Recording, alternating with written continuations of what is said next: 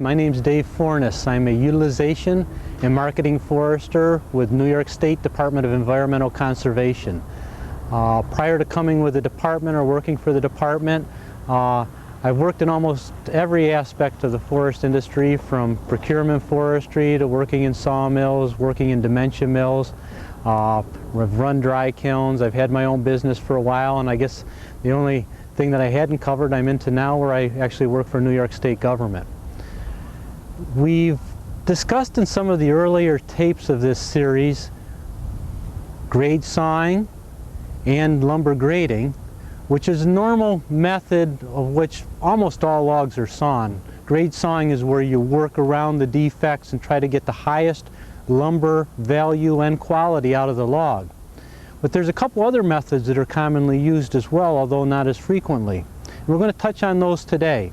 The three methods are quarter sawing, sawing from the inside out, and live sawing. Let's go over to the sawmill and demonstrate those one at a time.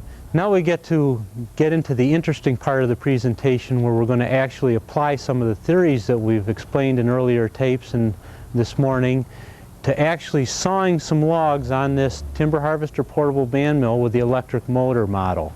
When you're selecting a log to quarter saw, you want to select a log that's large diameter. The reason for that is the time you end up turning it into 4 quarters, you're going to end up sacrificing in the width of the board you're going to end up with. If you start with a log that's only 12 inches in diameter, quarter that, your widest boards are only going to be 6 inches, and then it's going to be all downhill from there. So you want a large diameter log.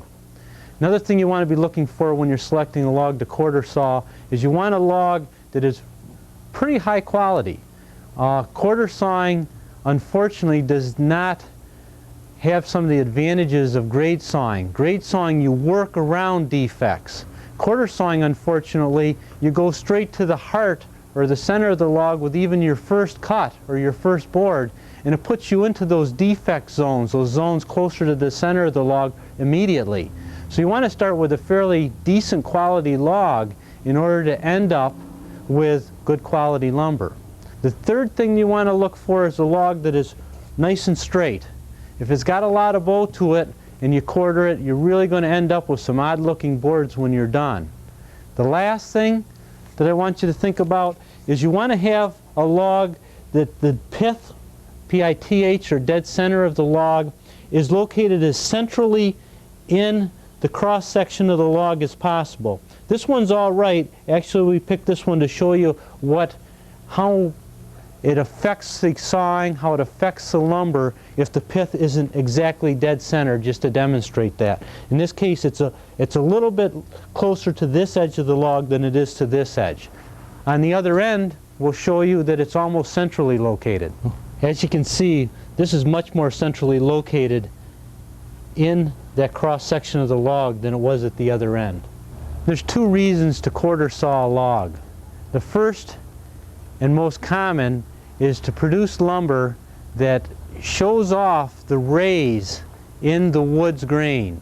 Rays are actually fibers that run almost in radius to the cross section or end of the log. Rays are actually specialized wood cells that run in radius of the log's cross section, and they're used for moving liquids, water, or nutrients from across the log. Almost all the fibers and all of the vessels in a log conduct moisture, conduct nutrients, conduct food up and down, but these ray cells are specialized to move it across. And when we quarter saw, we expose those ray cells, and it gives you a really unique grain pattern, especially in species such as sycamore, red oak, and white oak.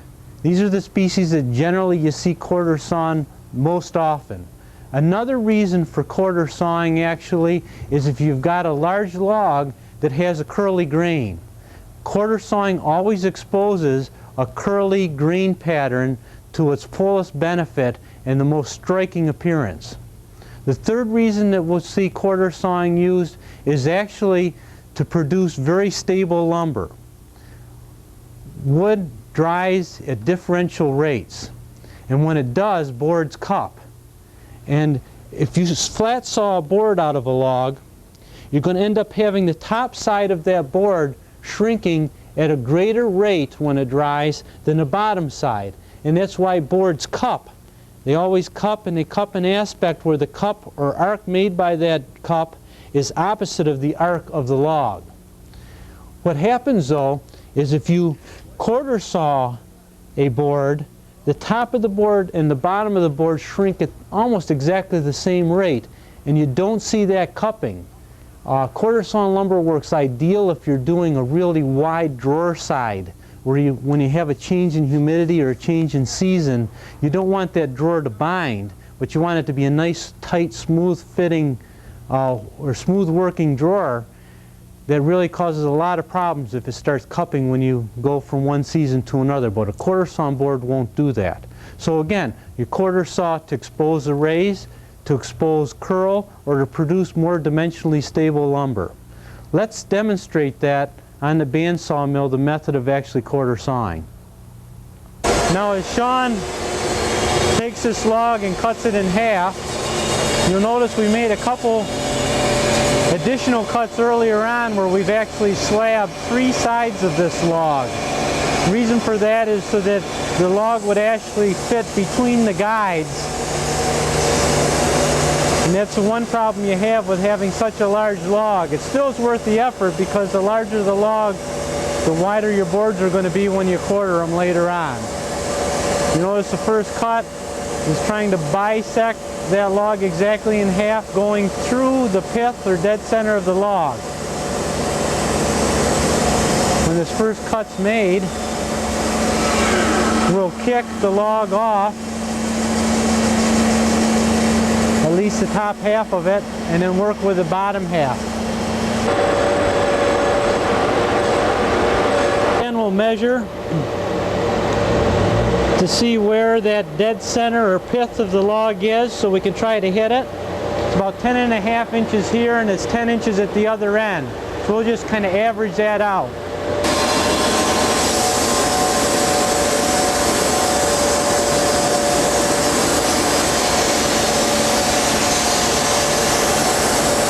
Okay, now we're taking that half log and cutting it in half, giving us the quarters that we'll work with to saw our quarter sawing method.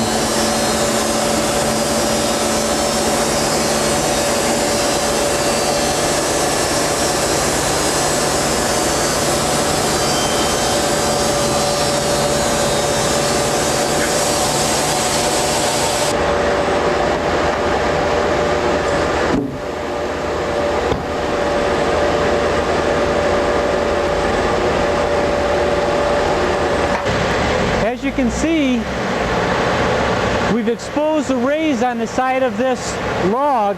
The rays are these shiny, wide bands that are exposed by sawing in the quarter sawn aspect or the quarter aspect of the log. And that's what we were going for. It gives a really nice pattern.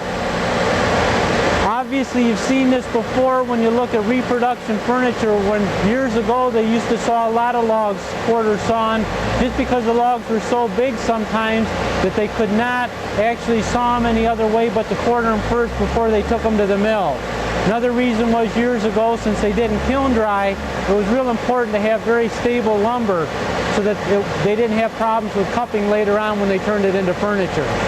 So again, there's the rays we're shooting for, and we'll continue now to show how we saw these quarters into lumber to continually expose those rays each and every cut. And you want to watch your grain as you alternately saw off of each face to make sure you're still staying in the quarter sawn aspect. What that means is, if you see quarter sawn exposed grain, it's very straight lines of the grain pattern going down in this direction. If it gets flat sawn, those lines get wider and wider. If you get any flat sawn exposed grain along here, sometimes you might want to take 2 cuts off the bottom before you go back to the other side again. As we saw this log, we want to make sure that we keep the quarter sawn aspect or the radial line to our sawing face as much as possible. So we watch the grain, the end grain. And what I'm seeing here is the next board, that grain's going straight across the board. The grain pattern is just like this. That's what I want. Sometimes if you get into a log and you continually saw, you have to adjust a little bit to get that pattern back. I want the annual rings to come right down to very short arcs here and to travel across like this, just the way this log is right now. If I get out of kilter, or maybe I have a log that looks like this from here up, I might have to take several cuts off of one side before I pick up that correct grain pattern again. So I watch it as I go down through. So far we're on line here, and we'll continue sawing alternately off of each side and taking and reducing this quarter into lumber.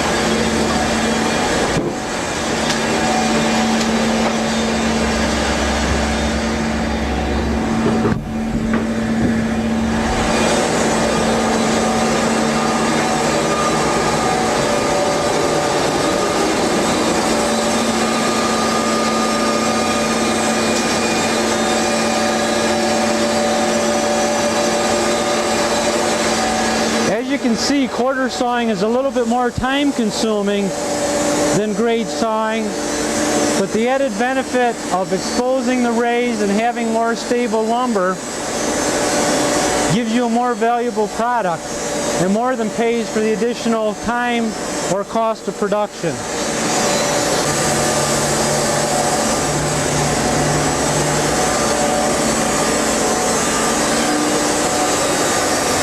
You can see, as we spoke earlier, how quartering a log immediately gives you narrower lumber. You knock down the width of lumber right in half just as soon as you cut it in half, and then as you go further down through the quarter, you get narrower and narrower boards.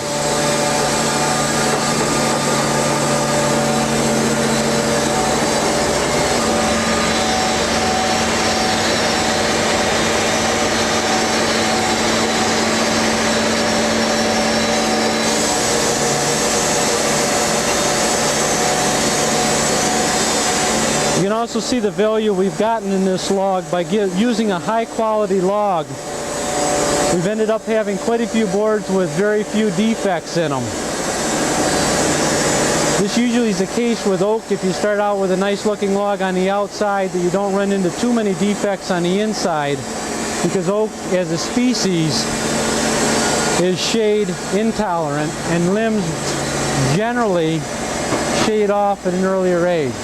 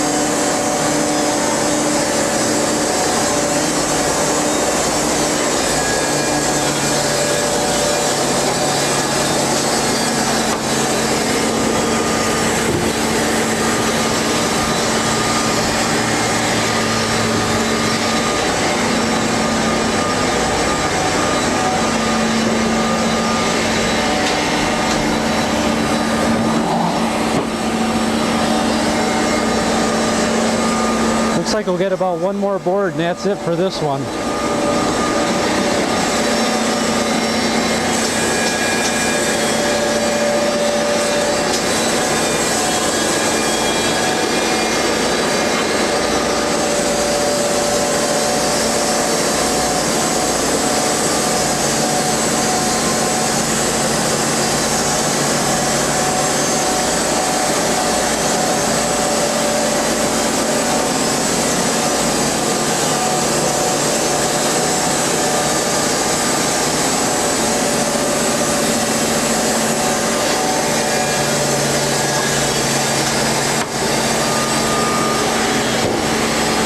After finishing the first quarter, all that's left to do with this log is to take this half, saw it in half, giving us 2 more quarters, and then sawing those one at a time exactly the same way that we sawed the first quarter, and then finish up with the 4th quarter after that.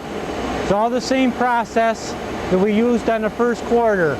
Again, making sure that we keep the heart being at the very corner when we cut this into half again, maintaining that grain pattern to where you've got the arc of the grain cutting off in this corner almost at a 45-degree angle. If you start losing that, you're going to want to maybe, instead of alternately taking one off of each side, you may have to take 2 boards off of one side before going back to the other side again to keep that perfectly centered into a quarter. Because the more that this cut follows the true radius of the log, the better we're going to expose the rays and the more stable the lumber is going to be. Or if we're talking curly grain, the better we're going to show off that figure. If you're quarter sawing, you're going to get more money, or you hope to get more money for the material that you get out of it.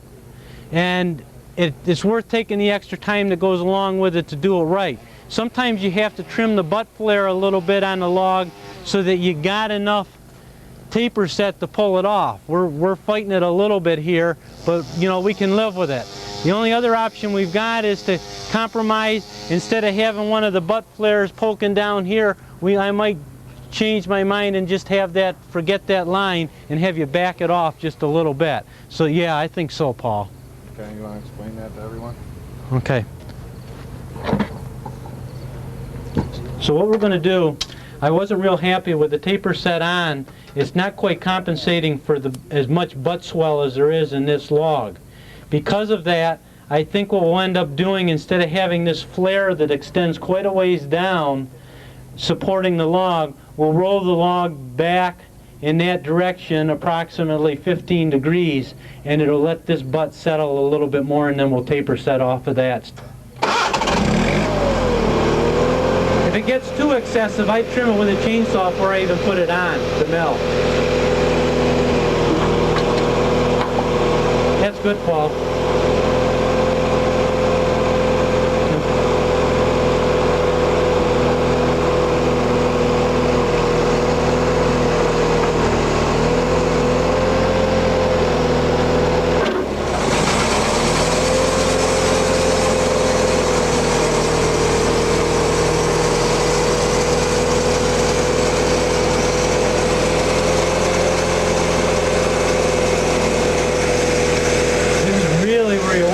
Your knees. You don't end up cutting into them.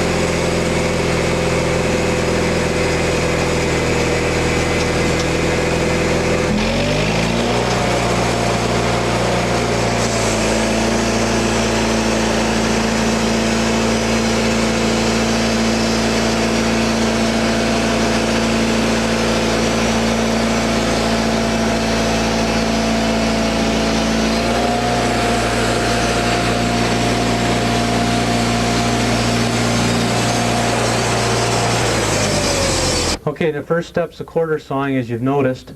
We've taken the log and tried to split it as exactly as we could in half, with the main goal of trying to have that saw curve follow the dead center of the tree.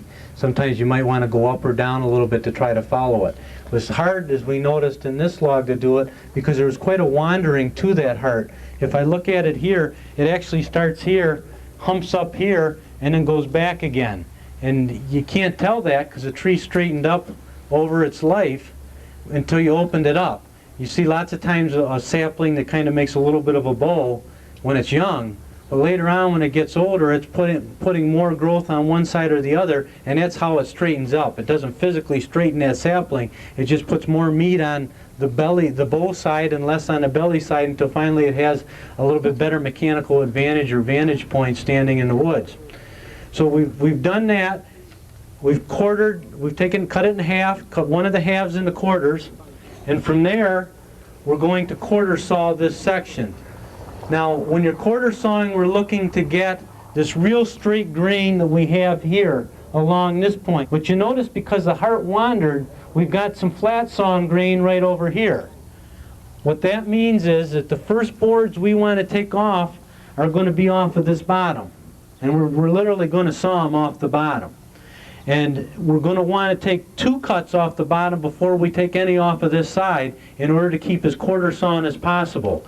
Again, I'm saying 2 off the bottom because I'm seeing this flat sawn grain going about 2 inches up to here. That means that this side has this straight grain continuing all the way down to the bottom in all probability, or much better than what we have here. So Paul, 2 off the bottom, then I'll roll it, or have you roll it so I can free the 2 boards from the bottom, and then we'll take, after that point, 1 off of this face, then 1 off this, then 1 off this, and 1 off this, and we'll alternate all the way down through till we get through to just a little bit of a triangular piece in the end.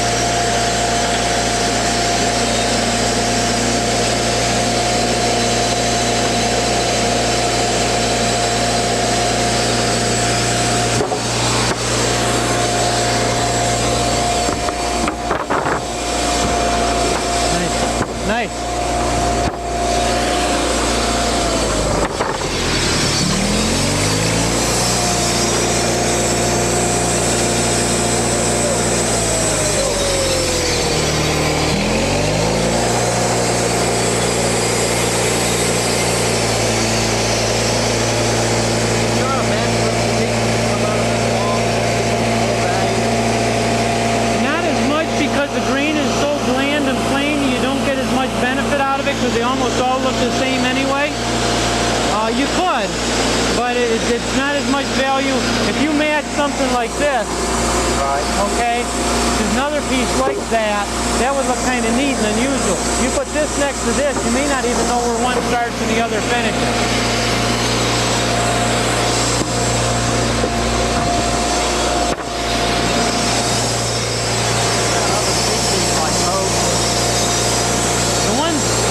We had for species, it wouldn't have been my choice. The ones that quarter saw the best are red oak, white oak, and sycamore, because they have unusual grain patterns that brings out. Okay, that's looking to come off the floor before you start. Definitely, definitely, yeah. That would add value. Without a doubt.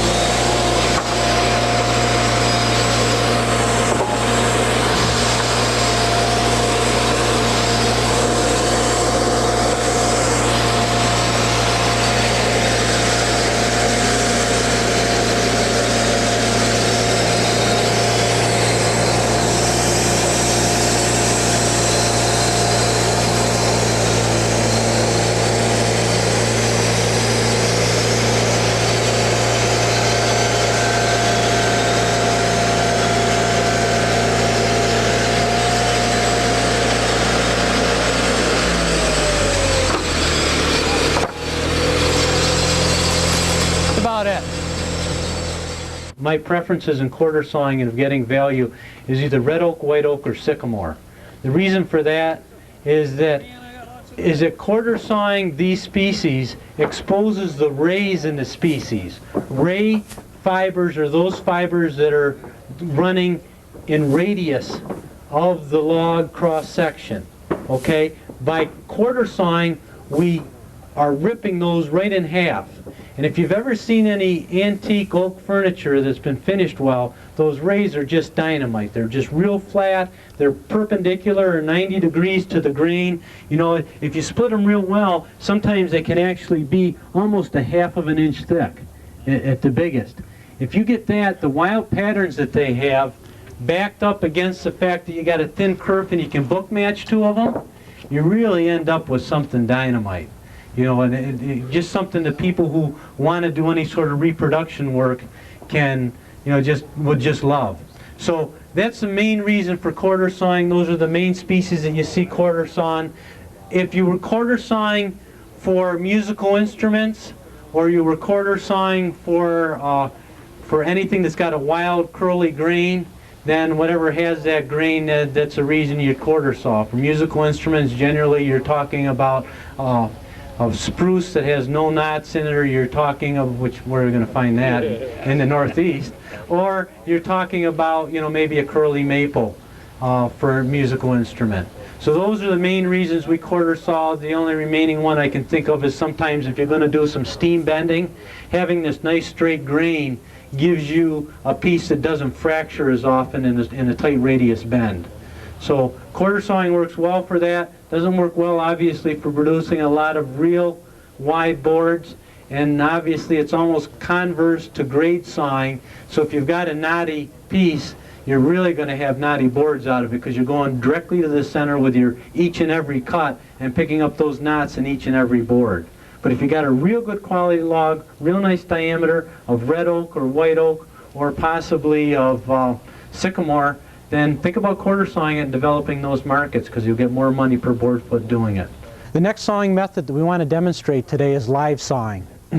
Live sawing is a method we use to handle poor quality logs. Let's take this beech log, for example. This log's got many defects on it. In fact, each face has at least 2 defects. And if we were to try to grade saw this log, no matter which way we turned it or how we tried to work through the defects, we'd only come up with 2 common lumber. It's not worth the extra time of turning it just to develop 2 common lumber. The thing we need to do is to turn this log into lumber as quickly as possible to reduce your production costs, because you're really not going to lose any value. In live sawing, in theory, what we end up doing is we put the log up on top of the mill and we saw from top to bottom, one board after another, without even turning the log. In practice, the best way to do it, however, with the portable bandsaw mill, is to slab one face, turn the log 180 degrees, putting that face against the bed for stability's sake, and then going and sawing all the way down through the log. The only other variation that you'll find on that is sometimes if you work one face off of a log excessively, and the log has stresses in it from growing on a slope or stresses from different growth patterns, you might have the log distort or actually bow a bit as you work it off. If that happens, sometimes you do have to turn it once more 180 degrees and work off the other face to equalize out the tension in the log, so that we're putting out nice even sawn lumber, or not thick and thin lumber, in other words. Again, what we're going to do is get this log on the mill and off the mill as soon or quickly as possible. We're going to put it up, we're going to slab one face, turn it 180 degrees, and try to saw all the way through down to the bottom without turning it anymore. The only reason we turn it an additional time 180 degrees is if we find out that the log has a little bit of tension in it and that it starts to bow, causing us to have thick and thin lumber. We might have to take a little more off the other face just to equalize those tensions. But we'll take it as a goal. The goal, again, reduce production time on low quality logs so that we work on some better logs that we can make money on. Now Sean has positioned the log on the mill mainly for the sake of stability, so that it's well foundationed against the bottom or against the bed, so that as he saws through it doesn't move.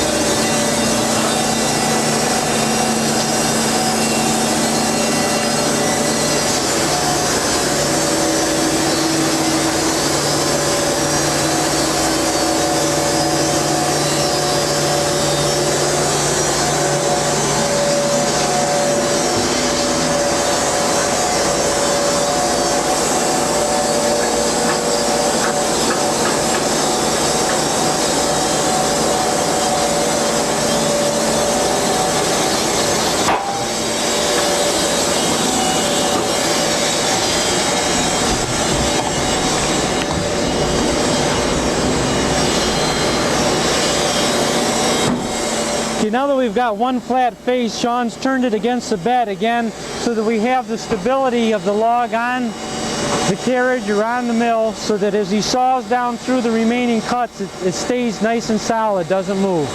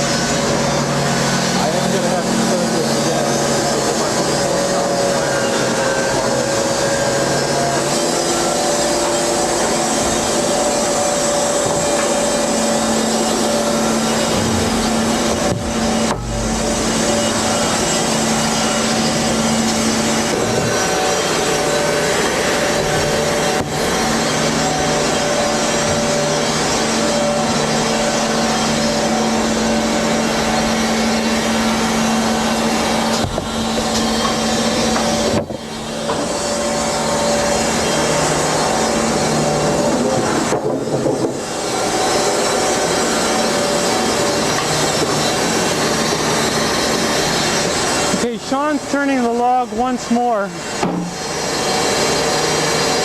just that he's working off the other face a bit to equalize the tensions.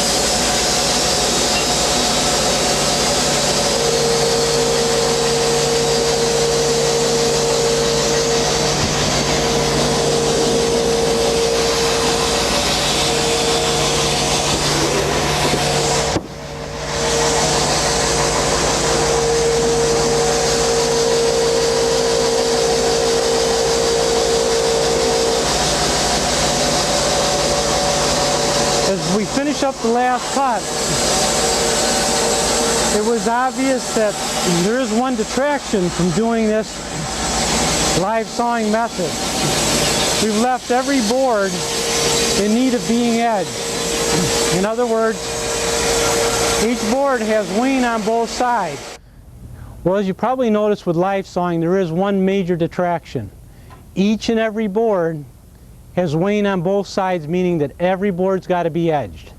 Whereas if we were grade sawing, as you work down those additional faces and slab off additional sides, all the boards that are edged off of that side already have a square edge and you don't have to run them through the edger. Whereas with live sawing, every last board has wane on it. Now, you know, one positive thing, sometimes you can market those boards with wane on them for rustic type furniture applications, but most of the time you've got to turn them into lumber. That leads quite perfectly into the next method of sawing. The Forest Service did a study not too long ago where they came up with a series of sawing that's called sawing from the inside out. Sounds kind of odd, and actually some of the methods involved with it are kind of odd. Basically, there's 4 methods that sawing from the inside out works with. The first method of sawing from the inside out is quarter sawing. Exactly what we just did in the first oak log that we worked on today, where we cut the log into quarters and then sequentially took a slab off of each side, alternating between this side and this side, and ended up sawing the boards from the inside out, as the Forest Service explains it in this study.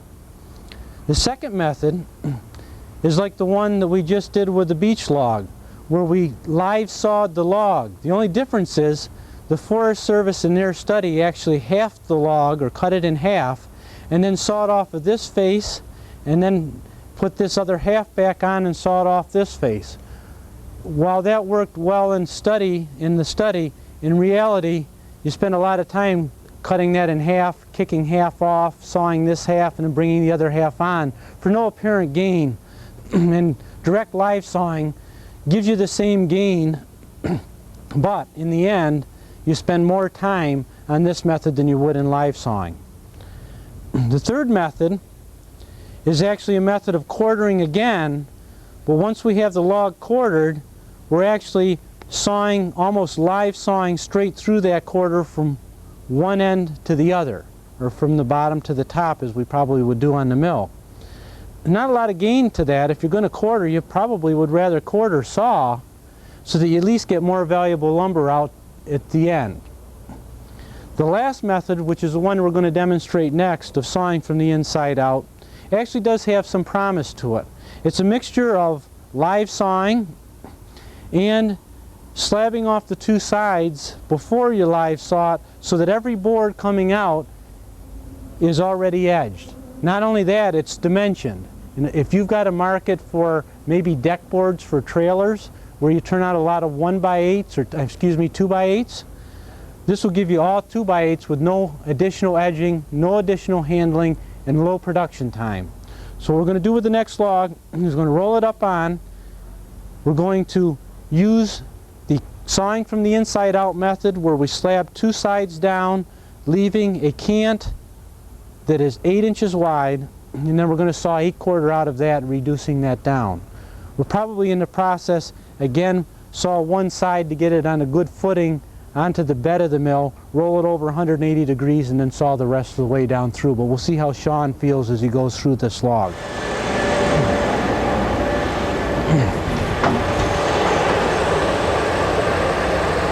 Again, we're dealing with a low quality log that isn't worth grade sawing.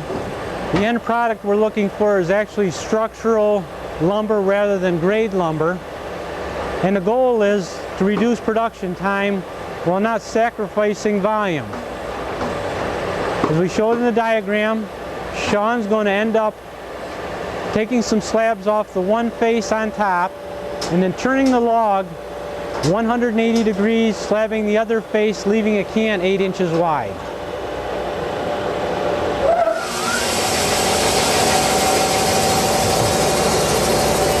Okay, again, with sawing from the inside out by this method, we're working with a low quality log, one in which we're not going to get grade lumber out of. So what we're looking for instead is structural lumber.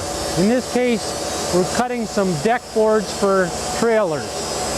Our goal is 8/4 lumber or 2-inch thick lumber. We start by slabbing off this face deep enough to give us a good foundation on the bed as we roll it 180 degrees.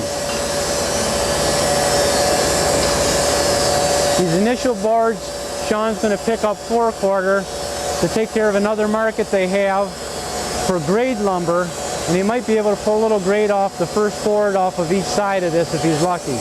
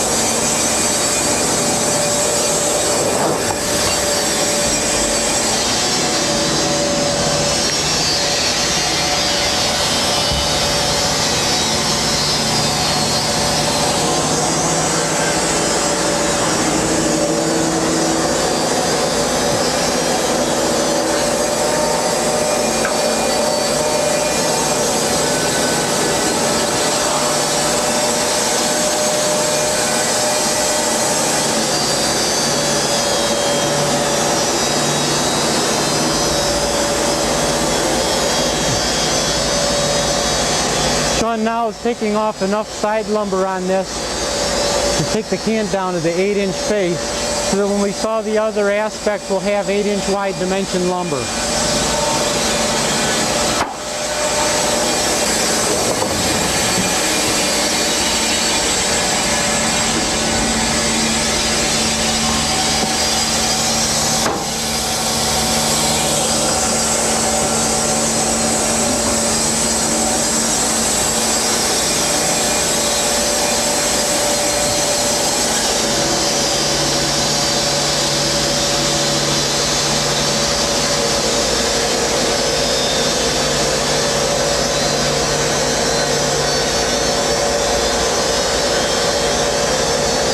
Now that we're down to an 8-inch cant width,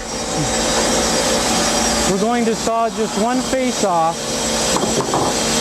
and then turn that face down onto the bed for stability's sake, and then we'll do something similar to sawing through and through, where we'll actually take one cut after another until we're totally through with this cant.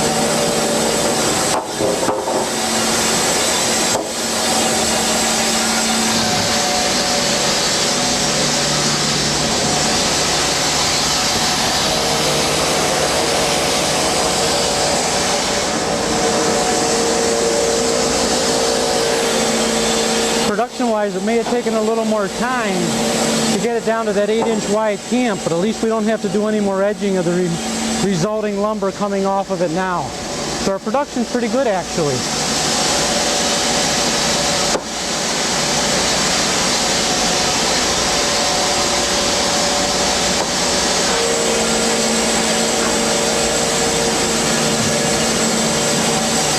Let's look at the yield that we got out of that last log. We ended up with 1, 2, 3, 4, and then 2 over there, 6 boards, 2 by 8 by 10 foot long. So we're ending up with something approximately 7 board foot surface measure, or 14 board feet a piece. So 14 board feet times 6 pieces, plus the 4/4 we developed off of it. This one is 9 feet.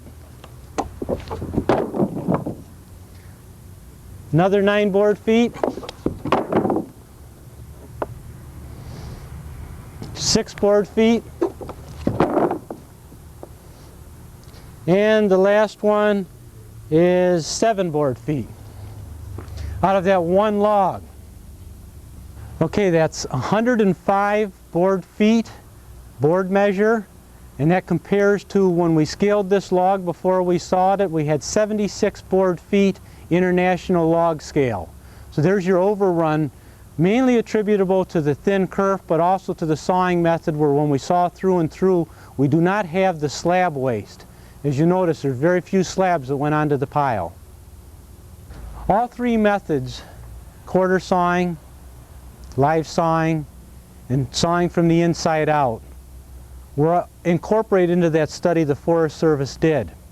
The key to that study was getting good yield out of the logs, and when we saw by these methods, we're actually not losing as much material in slabbing loss like we do with grade sawing. The differentiation between the 3 methods is actually what we yield out of them. Quarter sawing is what we use when we're trying to come up with high quality, stable lumber where we expose the rays of the lumber. Again, red oak, white oak, and sycamore are examples of species that have very obvious rays, which when exposed by quarter sawing give you a really neat grain pattern or neat character to the board. The other reason for quarter sawing, or the other reasons, is stability and to expose really neat grain patterns such as curly maple. The other 2 methods, live sawing and sawing from the inside out, are methods to use for poor quality logs, where we want to reduce production time and just get the log on the mill and off the mill as quickly as possible. These are not logs that we're going to get grade lumber out of most of the time. They're just something we're going to produce structural lumber. Depending upon your customers and your end products, you use one method or the other. Live sawing is a great method if you're going to sell weeny edged lumber for rustic furniture. Sawing from the inside out, the way we showed you the last time, is a great way to produce structural lumber for deck boards, for trailers, or for hay wagon parts, or whatever, where at least when most of the boards come out, you don't have to edge them further, and they're dimensional sizes which are easier to work with and easier to sell. Thank you very much.